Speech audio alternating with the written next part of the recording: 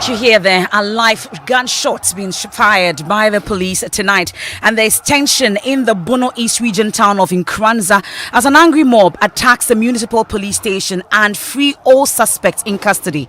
The action is in protest of the alleged killing of a man in the custody of the police. I'm talking about Albert Akwesidonko, who was allegedly picked up by police officers in connection the robbery investigation, but his family was later told 3 weeks after that he had died. The youth in the town sustained foul play. Our correspondent Ohiming Teria of our security desk reports the officers fled a while ago, but there's now a police reinforcement amidst gunshots.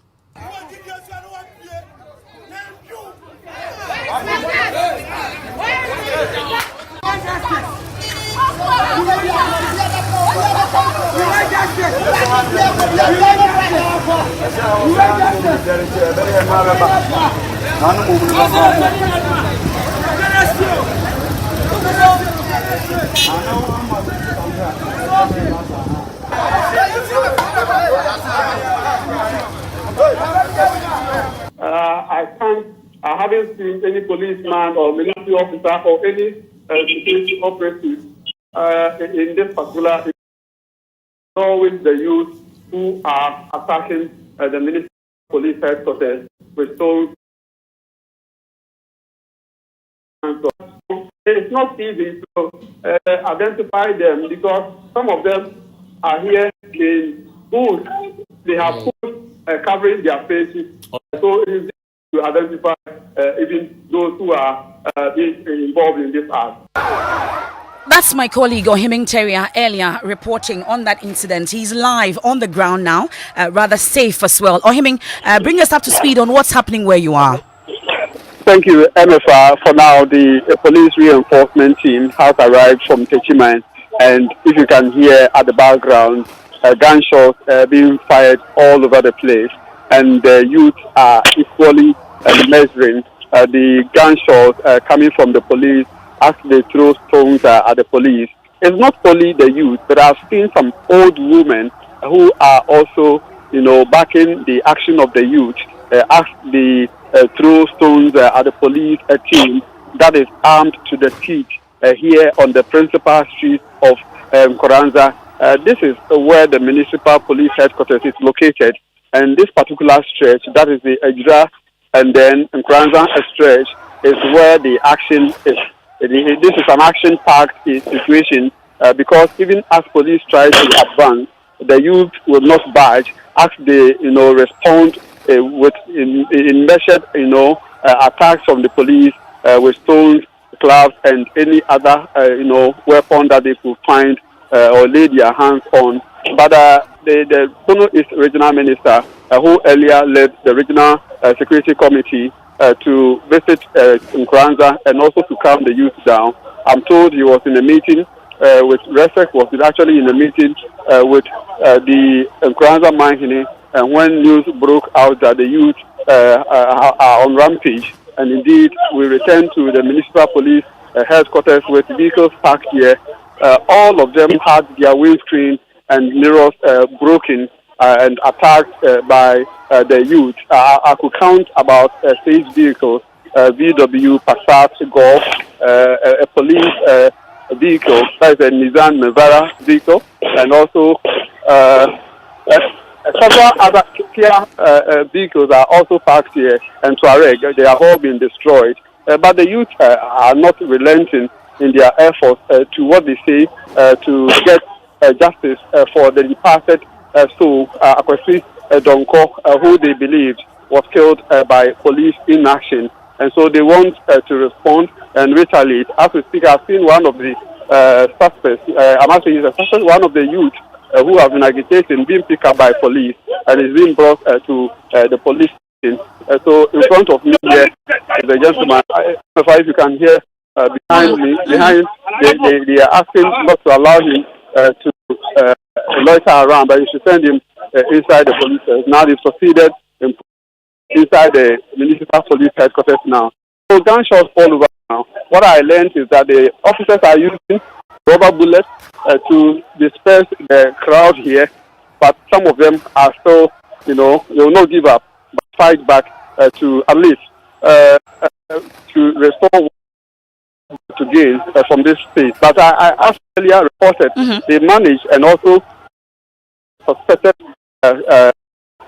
suspects in the police to giving money to people of the who was being put before court. He was put before court yesterday, and he was expected to be in court next week. But he has again his freedom through the action of the youth who ransacked the police station and three suspects in police custody. MFR. But how did they do this? Where were the police, and what exactly have been their reaction to all this? I know there's reinforcement. It's a difficult situation because earlier came to the police station and tried to film the events there. I was warned, especially with my cameraman, never to film because if I do try, they will attack me, destroy my camera and all that.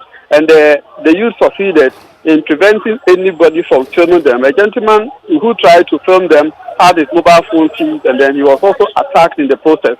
And so the gentleman the suspect who was freed told me whilst they were inside, they heard the group of young men banging on the doors of the police station, and then warning that if they don't open the door, definitely they will attack them.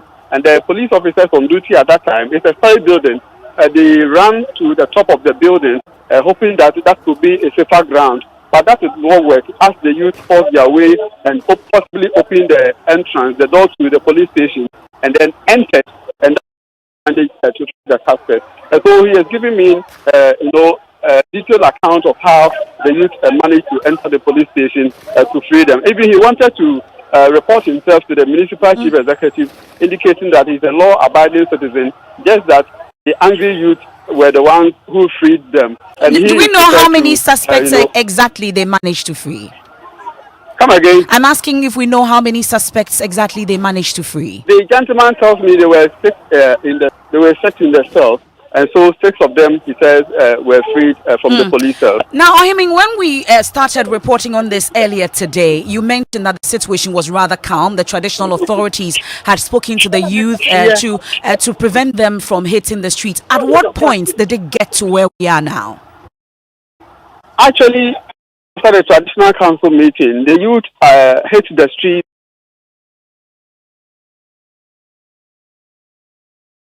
Start burning car tires. Some also blocked the road, and then warned that this is just the beginning. This is just the tip of the iceberg, and they intend to come back tomorrow. That is where they said it will be action-packed. So they are warning police officers who are here to know that tomorrow they will come after them. Actually, the police officers on duty did not do anything reactionary to react to what the youth were doing.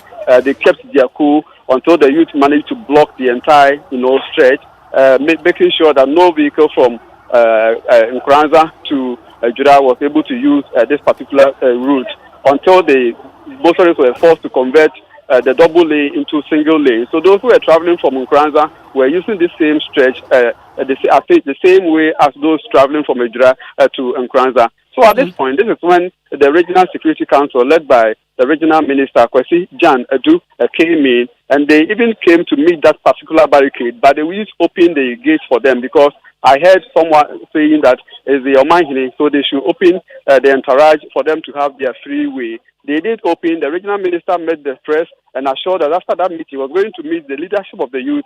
And when I asked specifically about the backup plan they have for the situation, the minister said they were, trying to calm nerves by talking to the youth. And once the youth understand that they are backing them with all the necessary information, with all the necessary attention that this particular situation requires, then he was hopeful that the situation will be brought under control. But few minutes after we left the press meeting, and whilst we were working on our stories, the news broke out that the youth who were just in front of the municipal police command had managed, and at this time, attacked the police headquarters. And this is where we came to meet them. And they were busy in action, preventing anybody to film them. And there were no police officers here. Those here, I'm told, run for their lives. Well, you've been interacting with the regional minister. We'll hear from him shortly on this. But tell me, do we have any injuries? You told me that they are using rubber bullets in these gunshots and all, but have they managed to pick up any of the youth? Crowd here. Okay. Just the crowd had amassed in front of the municipal police with the live headquarters. shots, So with the live yes, gunshots. Yes. Okay. So when police arrived, they started firing one. Because no ever life matter. And it's also unfortunate that I pity them because they are not getting the right information.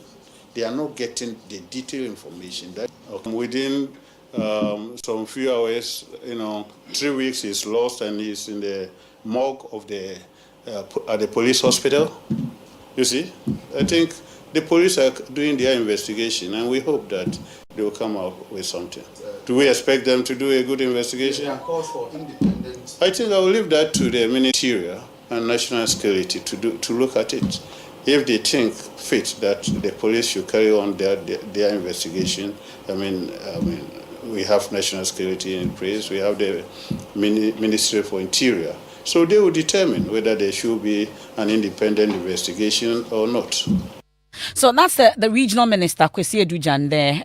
After that regional security meeting, he's the leader of the RegSec there, and he's asking the police to publicly state their side of events. Well, there's a statement from the police tonight. We'll get into it shortly, plus interact with a security analyst on this. But let me quickly wrap up with you, my colleague Ohiming Teria, on this. Ohiming, so from what you can see now, would you say that relative calm has been restored in Nkranza?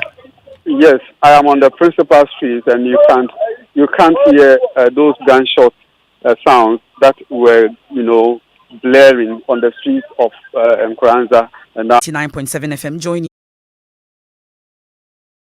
I think the lamentations must stop at this point.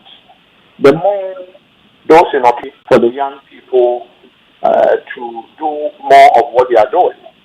And so, as far as I'm concerned, it looks like even though